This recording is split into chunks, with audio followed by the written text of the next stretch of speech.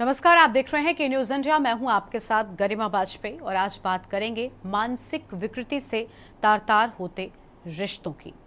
जी हां, क्योंकि यूपी के बांदा में एक हैरान कर देने वाली घटना सामने आई है। यहां एक महिला को उसके मौसेरे भाई ने पेट्रोल डालकर जिंदा जला दिया। महिला ने नाले में कूदकर किसी तरह से अपनी जान बचाई। हालांकि तब तक महिला गंभीर रूप से झुलस गई थी और महिला को गंभीर हालत में ट्रॉमा सेंटर में भर्ती कराया गया, जहां उसे मेडिकल कॉलेज रेफर कर दिया गया।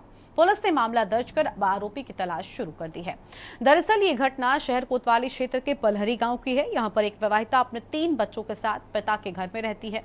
किसी बात को लेकर उसके पति से अलगाव हो गया है। रविवार की रात को महिला अपने घर में बच्चों के साथ थी। उसके माता पिता किसी काम से बाहर गए हुए थे। आरोप है कि मौसी का बेटा रामबाबू घर पर आ गया और उससे अपने साथ बाहर चलने को कहा और इस पर उसने बाहर जाने से मना कर दिया। इस पर रामबाबू नाराज हो गया। उसने अपनी मौसेरी बहन के ऊपर पेट्रोल छिड़ककर जिंदा जला दिया। जलती हुई महिला पास ही बह रहे नाले में कूद गई और किसी तरह से अपनी जान बचाई है। सूचना पर मौके पर पुलिस भी पहुंच गई और महिला को ट्रॉमा सेंटर लाया गया है, जहां चिकित्सकों ने उसे मेडिकल कॉलेज के लिए रेफर कर दिया। महिला का कहना है कि पिछले 15 दिनों से रामबाबू उसे परेशान कर रहा था। वो घर आया था और वो महिला से जबरदस्ती कर रहा था। विरोध करने पर आग के हवाले कर दिया। पेट्रोल बोतल में भरकर वो अपने साथ ही लाया था। सीओ ने कहा कि आरोपी युवक की तलाश की जा रही है। पुलिस की कई टीमें उसे पकड़ने के लिए लगा दी गई है। जल्द ही उसे पकड़ भी लिया जाएगा। वहीं मेडिकल कॉलेज के चिकित्सकों का कहना है कि महिला की हालत गंभीर बनी हुई है। आज इसी मुद्दे पर करेंगे विस्तार से बातचीत। खास मेहमानों का पैनल हमारे साथ में बना हुआ है, उनके साथ में चर्चा की हम शुरुआत करेंगे। लेकिन बड़ी बात यह कि आखिर क्यों इस तरीके के अपराध बढ़ते जा रहे हैं, लोगों की मानसिक विकृति बिगड़ चुकी है।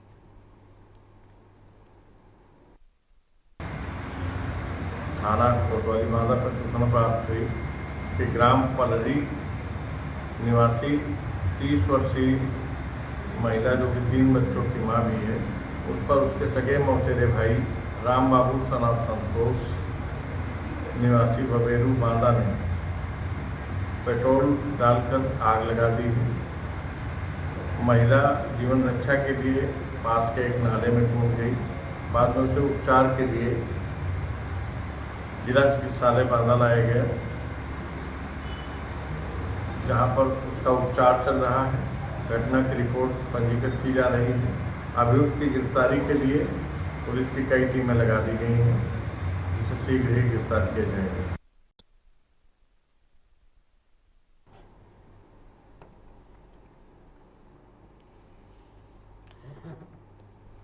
और इसी खबर पर अपनी चर्चा की शुरुआत करेंगे। कुछ खास मेहमान हमारे साथ में जुड़ चुके हैं। हमारे साथ में समाज सेवी सत्यवीर सिंह जी जुड़ चुके हैं। सबसे पहले उनका रुख कर लेते हैं। सत्यवीर जी, बहुत स्वागत आपका आज के हमारे इस चर्चा में। सत्यवीर जी, देखिए, कुछ चीजें ऐसी हैं, कुछ अपराध ऐसे हैं जिनमें संस्कारों की कमी जो है वो साफ तौर पर नजर आती है और लोगों की मानसिक विकृति के चलते ही वो अपराध पनपता है। और यहाँ पर भी आप देखिए, रिश्ते में एक शख्स मौसेरा भाई लगता है और वो अपनी बहन के साथ जबरदस्ती कर रहा है। इसके लिए किस सरकार को जिम्मेदार माना जाए, किस व्यक्ति को जिम्मेदार माना जाए, या असल में संस्कार, परवरिश और मानसिक विकृति इसके जिम्मेदार है?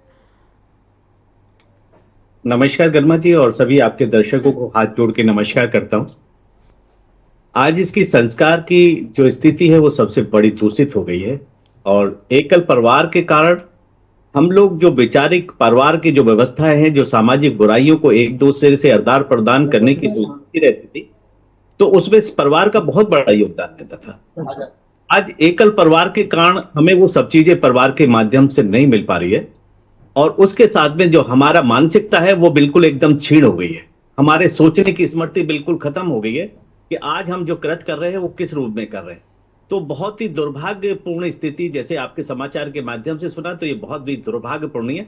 हमने रिश्तों को छीण कर दिया है, आपसी रिश्ते को छीण किया है। आपसी भाईचारे को जिस महत्व से संबंधित रिश्तेदारों की भूमिका रहती थी, उसको भी कहीं ना कहीं जो है ना एक विश्वासघात किया है उसको।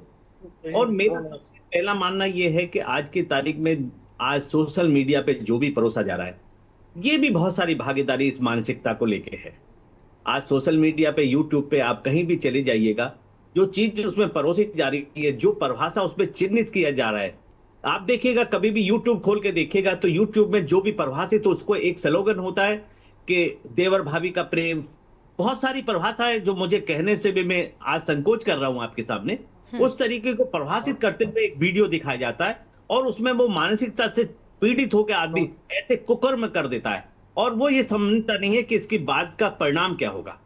क्षणिक आदमी की जो मानसिकता है उस रूप में चली जाती है कि वो अपराध जो कर रहा है, उसकी सोचने की जो स्थिति, इसका परिणाम क्या होगा, वो बुद्धि उस समय क्षीण हो जाती है।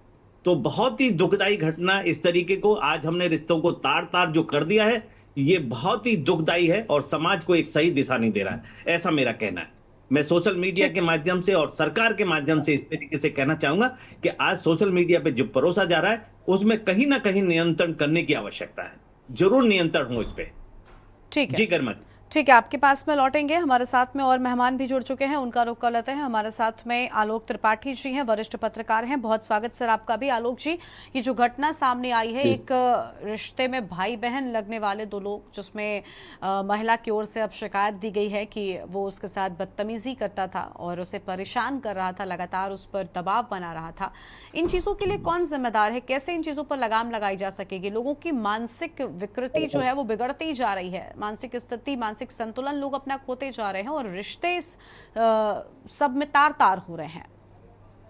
जी गरिमा जी, देखिए, पिछले अगर हम कुछ वर्षों में देखें, जिस तरह से सोशल मीडिया का चलन शुरू हुआ है, उसके बाद से इस तरह की घटनाएं लगातार बढ़ती जा रही हैं और मुझे लगता है शायद ही कोई दिन ऐसा होता होगा जब इस तरह की घटनाओं से अखबार या चैनल में खबरें ना चलती हों। तो कहीं ना कहीं ये एक कुछ मानसिक रोगी लोग होते हैं, या कह सकते हैं, या उनका जो दिमाग है, उनके दिमाग में सिर्फ यही चीजें चलती हैं, रिश्तों का कोई महत्व तो नहीं रह गया है। ऐसा नहीं कि आप पहले देखिए, पहले रिश्तों का बड़ा महत्व होता था और अगर दूर के भी कोई रिश्ते होते थे तो उसमें भी वो सम्मान कहीं ना कहीं झलकता था। लेकिन अब तो सगे रिश्तों में भी वो सम्मान नहीं रह जा रहा है और यही कारण है कि कहीं ना कहीं लोग, परिवार अब बहुत संकुचित उसमें सिकुड़ता जा रहा है और वो अपने घर के लोगों पे भी विश्वास नहीं कर पा रहा है, रिश्तेदारों पे विश्वास नहीं कर पा रहा है। ये कहीं ना कहीं हम लोगों में आपस में दूरियां बढ़ा रहा है। तो ये एक,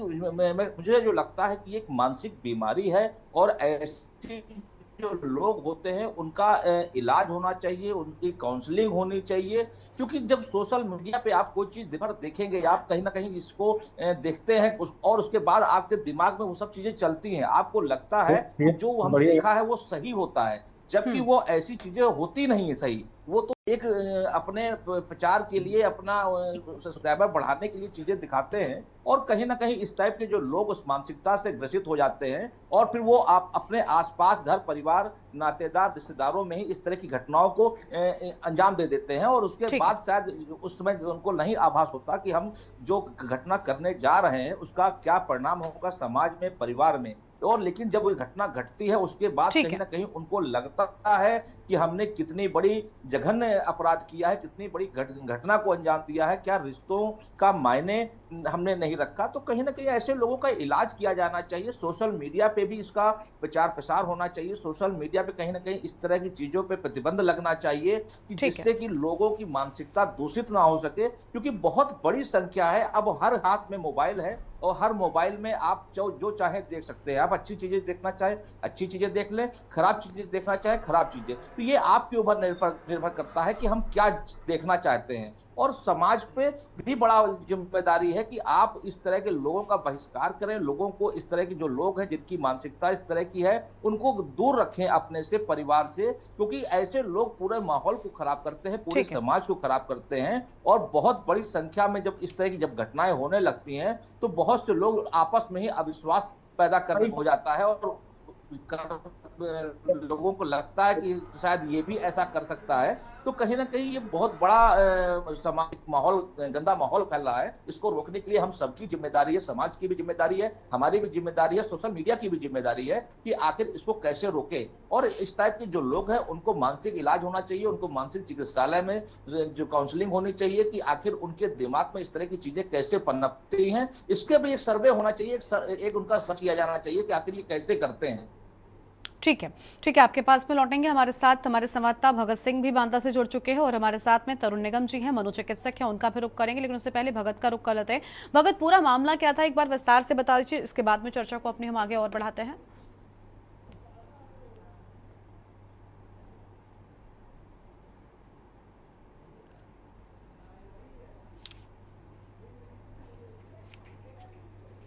भगत अनम्यूट कीजिए, आपकी आवाज नहीं आ रही है।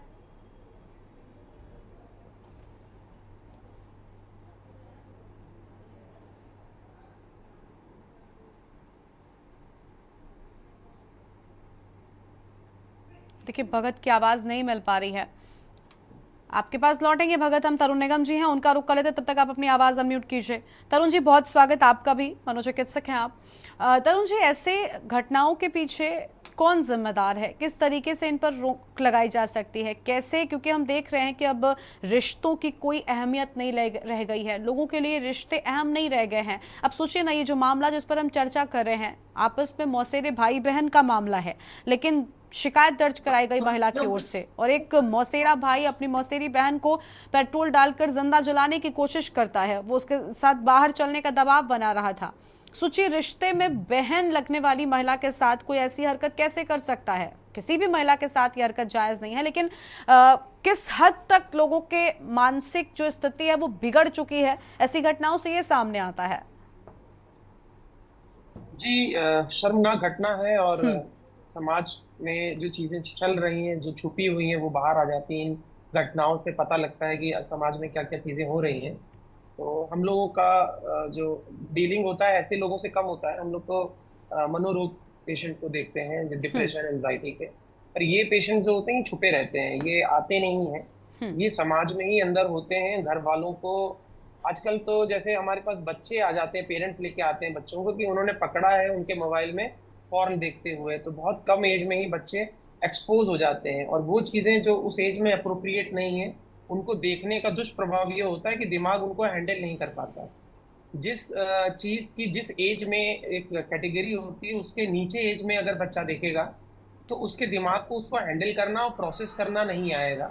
उसके दिमाग पर उसका इम्पैक्ट बहुत ज्यादा पड़ जाएगा और उस कारण से उसको वो सोचता रहेगा या उससे वो डिस्टर्ब हो जाएगा। तो इसके लिए जरूरी है कि फैमिली में ही एक अर्ली एज में अगर आप गैजेट्स यूज कर रहे हैं या बच्चे को अलाउ कर रहे हैं तो मॉनिटरिंग बहुत इंपॉर्टेंट है। और फैमिली में बच्चा कहाँ किसके साथ बैठ रहा है, कैसी बातें कर रहा है, ये भी मॉनिटर करना बहुत इंपॉर्टेंट है। और आजकल के एज में जो है, जो फैमिली स्ट्रक्चर है वो न्यूक्लियर होता जा रहा है और दोनों पेरेंट्स क्योंकि वर्किंग हो गए हैं, तो बच्चे ज्यादातर आया दाई या फिर किसी फॉस्टर या किसी जो है डे केयर होम में रहते हैं। और वहां पर जो है बच्चों का क्या शिक्षा मिल रहा है, क्या उनको संस्कार मिल रहे हैं, उसकी कोई आपको भनक नहीं रहती है। और बच्चे आपस में एक दूसरे से ज्यादा सीखते हैं और पेरेंट्स से बहुत ज्यादा सीखते हैं। कभी कभी पेरेंट्स भी इन्हीं चीजों में लगे होते हैं। अब यही बच्चे जब बड़े होते हैं तो उनके अंदर मनोविकृतियां आ जाती हैं और ये कोई मानसिक रोग नहीं होता है, ये उनकी पर्सनालिटी का पार्ट हो जाता है। वो उनकी पर्सनालिटी ही एबनॉर्मल बन जाती है, तो साइकोपैथी या सोशियोपैथी आ जाती है। और पूछा जाए तो बहुत सारे लोग जो होते हैं उनको इसमें कोई रिपेंट या कोई रिमोर्स, यानी उनको कोई गिल्ट की भावना, कोई पछतावा नहीं होता है। उनको लगता है कि उन्होंने जो किया वो बहुत सही किया, ये होना ही था। तो दो टाइप के होते हैं, एक होते हैं फिट ऑफ रेज में गुस्से में करने वाले, बाद में वो पछताते हैं। पर एक होते हैं जो कोल्ड ब्लडेड, क्लोज्ड माइंडेड, मतलब ठंडे दिमाग से सोच समझ के करते हैं, तो वो जो है वो साइकोपैथी। हाँ, तो और मुझे लगता है यही लोग ज्यादा खतरनाक भी होते हैं, क्योंकि आपने कहा ना कि ये लोग साइलेंट होते हैं, ये समाज में सामने नहीं आते। अनम्यूट कीजिए आप पहले, आपकी आवाज नहीं मिल पा रही है भगत, प्लीज अनम्यूट करिए। भगत अनम्यूट कीजिए, उसके बाद बोलना शुरू कीजिए ताकि हम आपकी आवाज को सुन सकें। जी, मैं आपको आवाज आ रही है मेरी? जी बिल्कुल आ रही है, बोलिए, शुरू कीजिए।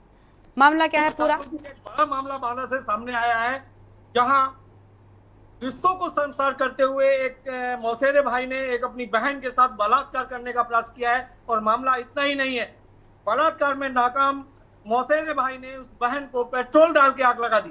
हालांकि उस महिला ने अपनी जान को बचाने के लिए नाले में कूद गई ताकि उसको आग को बुझाया जा सके, लेकिन वो गंभीर हालत में जल गई है। जहां पड़ोसियों ने उसको अस्पताल में लेकर के एडमिट कराया है और गंभीर हालत में अस्पताल में एडमिट है, जहां जीवन और मौत से संघर्ष करती नजर आ रही है। लेकिन जिस तरीके से ये घटना हुई है वो पूरे देश को शर्मसार करने वाली है। लगातार जहां सरकार इस पर कड़े कानून बना रही है, इसके बाद भी ये अपराधी, ये मानसिक विकृता वाले लोग बाज नहीं आ रहे हैं।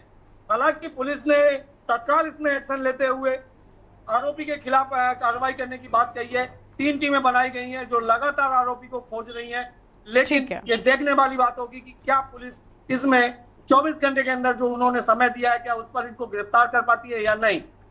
लेकिन पुलिस अधीक्षक महोदय ने जो समय दिया है, उस समय पर कितने खड़े उतरते हैं, पुलिस क्या कार्रवाई करती है और कब तक उसकी गिरफ्तारी हो पाती है, ये तो 24 घंटे बाद ही पता चल पाएगा। जी ठीक है, आपके पास में लौटेंगे। हमारे साथ में हमारे संवाददाता भगत जुड़े हुए थे और देखिए आगे और मेहमान भी हमारे साथ में हैं। सत्यवीर जी का रुख कर लेते हैं, समाज सेवी है सत्यवीर जी। अभी हम बांदा की घटना की बात कर रहे हैं, बलिया से भी हमने घटना बताई किस तरीके से अपराध बढ़ रहा है। अभी तरुण जी ने बड़ी अच्छी बात कही कि कुछ अपराधी अलग अलग प्रवृत्ति के होते हैं, क्योंकि वो मनोचिकित्सक है इसलिए ज्यादा फैक्टफुली वो इस चीज को समझा सके।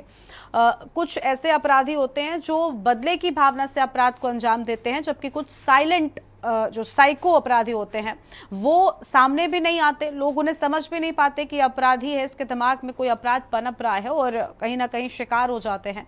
तो ऐसे में क्या किया जाए इन लोगों के परिजनों की ओर से, क्या ताकि जो इस तरीके का अपराध अंजाम दिया जा रहा है वो ना हो सके, आने वाले युवाओं में किस तरीके से ऐसे संस्कार डाले जाएं? गरिमा जी, मैं आपकी बात का जवाब देते हुए अपने शब्दों में बस इतना ही कहना चाहूंगा, आज सामाजिक जो परिवेश है हमारा क्षीण हो गया है। सामाजिक जो परिवेश है हमारा क्षीण हो गया है। आज हम अड़ोसी पड़ोसी से भी बात नहीं कर रहे हैं, एक दूसरे में भी साझेदार नहीं होते हैं। और कोई भी आज हम सरकारी तंत्र से चाहें कि ये समस्याएं दूर हो जाएंगी, कभी भी संभव नहीं है। समाज से अगर उस रूप में आगे नहीं आएगा, आज हमारे समाज में हम जहां रहते हैं, अगर मेरा 10 कदम इधर, 10 घर इधर और 10 कदम इधर, अगर हम उसका एक आपसी विचार विमर्श करके उनको जो है ना जागरूकता में लेके आए, और ऐसा संभव है बिल्कुल कि 10 घर में हमारे आसपास में कोई क्या कृत्य कर रहा है तो उसकी जानकारी कहीं ना कहीं 10 से 20 परिवारों को रहती है। अगर समय रहते हुए उसे कुछ ना कुछ काउंसलिंग इस तरीके से किया जाए, समय पे उसको समझाया जाए, तो शायद कुछ उस रास्ते में बदलाव आ सकता है। पर आज सामाजिक देश हमारा बहुत क्षीण हो गया है। हम एक दूसरे के साथ में बैठने की स्थिति में नहीं है। अकेलापन जो होता है, अकेलेपन में पारिवारिक रूप से जहां भी हम जाते हैं, आप पहले रिश्तेदारों में बैठना उठना होता था, सामाजिक रूप से बैठना उठना था, समाज में जो बुराइयां होती थी उसकी एक जानकारी हमें उस माध्यम से मिल पाती थी। तो उसी रूप में हम अपने बच्चों को, समाज को, एक दूसरे को समझाने का प्रयास भी करते थे, और कुछ नहीं तो कम से कम कुछ प्रतिशत लोग उसमें समझदारी भी दिखाते थे, तो उसमें कुछ ना कुछ एक समाज में सही दिशा जाती थी। आज वो क्षीण हो चुका है। और सबसे बड़ा जो है ना, मैं तो बस आपके माध्यम से यही कहना चाहूंगा, जो आज सोशल मीडिया पे, फिर दोबारा से अपनी बात को कह रहा हूं, जो आज सोशल मीडिया पे जिस शब्दों के साथ परोसा जा रहा है वो बहुत उन मानसिकता के लोगों के लिए बहुत इजी दिखाई देता है, उस फोटोग्राफी के साथ या उस सोशल मीडिया वीडियो के साथ में। पर ऐसा नहीं है। समाज आज भी उन चीजों को मान्यता नहीं देता है। जहां जो ये कृत्य हुआ है ये बहुत ही निंदनीय है। हमने अपने रिश्तों को तार तार किया। आज हम रिश्ते में जहां पे भी अपने सुख दुख को साझा कर पाते, शायद वो हमारे बारे में सोचेगा, समझेगा, और हमारे पास भावनाओं से देखना चाहिए, शायद दोस्त भावना से देखेगा। बहुत ही दुखदायी मामला है, बहुत दुखदायी है। ठीक है, लौटेंगे। कृष्णकांत हमारे साथ में जुड़ चुके हैं, हमारे संवाददाता हैं बलिया से, एक बार उनका भी रुख कर लेते हैं। कृष्णकांत, अनम्यूट कर लीजिए और पूरा मामला क्या है विस्तार से बताइए एक बार। जी, आपको बता दें कि मनियर थाना अंतर्गत एक गांव का मामला है, जहां युवती के पूरे परिवार मेला देखने के लिए गए थे। ऐसा देखा जा रहा है कि जो सौहार्द है और जो यहाँ मंचले हैं उनकी लगातार कमियां मिल रही है, और अधिकांश जगह यहाँ बलिया में देखा जा रहा है कि कहीं छेड़छाड़ की मामला आ रहा है, तो कहीं यौन शोषण और कहीं दुष्कर्म का मामला आ रहा है। बलिया में जो मनियर थाना अंतर्गत तो उस युवती के साथ जो मामला आया है उसके परिवार के जो लोग थे मेला देखने के लिए गए थे, और जबकि उनके परिवार में वो अकेला देखकर आसपास का जो लड़का था, युवक, वो वहां पहुंचा, और युवती का आरोप है इसमें कि उसने एक पिस्तौल लेकर आया, हमको धमकाया और छेड़छाड़ करने का, जब हम छेड़छाड़ करने का वो कर रहा था, जबरदस्ती कर रहा था, जब हम मना करने लगे तो उसके बाद वो क्या किया कि जो एक मंजिला छत है वहां से धकेल दिया। जबकि इस मामले में पुलिस ने उसके विरुद्ध मुकदमा दर्ज कर दिया है, और मुकदमा ठीक दर्ज है। करके टीम गठित की गई है। टीम गठित करके गिरफ्तारी के लिए लगातार कोशिश की जा रही है। जी बिल्कुल, यानी पुलिस की ओर से लगातार एक्शन लिया जा रहा है। तरुण निगम जी हमारे साथ में लगातार बने हुए, एक छोटा सा सवाल उनसे लेते हैं। तरुण जी, अभी देखा आपने इस तरीके का ही एक मामला बलिया में भी सामने आया है। इन अपराधों पर लगाम लगाने के लिए परिवारीजन क्या करें ताकि जो उनके घर के बच्चे हैं वो समझें कि आखिर, क्योंकि कई बार होता है ना कि लोगों के मन में पनप रहा होता है अपराध और खुद परिवार के लोग भी नहीं समझ रहे होते हैं कि घर में एक अपराधी रह रहा है, तो कैसे पहचाने और क्या करें? देखिए, अपराध की भी एक मनोस्थिति होती है और एक साइकोपैथोलॉजी होती है जो कि समझनी जरूरी है। अभी मैं आपको बताना चाहूंगा, मैंने एक पेशेंट एडमिट किया है हॉस्पिटल में एडमिशन ट्रीटमेंट के लिए। उसके पेरेंट्स आए थे मेरे पास ये बोलते हुए कि सर, हमारा लड़का जो है वो गंदी नजर रखता है अब अपनी ही बहन, अपनी ही माँ और अपने ही मौसी पर, और चाची रहती है उनकी तरफ गंदी हरकत करता है, पकड़ने की कोशिश करता है, गलत तरीके से छूता है। और जब वो उसको उन्होंने जो है वो नशा करने लगा था, और उसको उन्होंने जो है नशा मुक्ति केंद्र में डाला हुआ था। वहां से फिर वो, जब मैंने बोला लेके आइए मेरे पास, तो मेरे सामने आया वो, तो उससे मैंने बात करना चालू किया, तो मुझे ये समझ में आया कि उसके अंदर ये समस्या है कि उसको ये फील होता है कि उसके शरीर नहीं चाहता है करना। वो सेक्सुअल थॉट्स उसके दिमाग में आते हैं और वो उनको रोकना चाहता है, और जब वो रोकता है, और काफी दिनों से रोक रहा था, अब उसको उसके दिमाग में वो सेक्सुअल थॉट्स मनोविकृति के फॉर्म में आ रहे हैं, जिसमें कि अब वो कंट्रोल नहीं कर पा रहा है। तो पहले वो कंट्रोल कर रहा था, अब उसके अंदर कंट्रोल करने की क्षमता जा चुकी है, और अब वो जो है अपने ही फैमिली मेंबर्स की तरफ करने लगा है। तो बहुत सारे बच्चों को सेक्स एजुकेशन की भी जरूरत है, पर हमारा जो एजुकेशन सिस्टम ऐसा नहीं है जहाँ पे कि हम बच्चों को सेक्स एजुकेशन की तरफ बिल्कुल, यानी एक बड़े प्रोत्साहित बदलाव की जरूरत है। अपने आसपास अपने हाँ। बच्चों को एक बेहतर शिक्षा दें और सभी चीजों को समझाएं ताकि ऐसे अपराधी कम से कम घर में ना पनपे और इस तरीके का अपराध समाज में ना आगे बढ़े। बहुत शुक्रिया आप सभी मेहमानों का हमारे साथ जुड़ने के लिए और अपनी बात रखने के लिए। तो मानसिक विकृति से रिश्ते तार तार हो रहे हैं, जिस तरीके की घटनाएं सामने आ रही हैं, बड़ा सवाल कि आखिर इन घटनाओं के पीछे जिम्मेदार कौन है।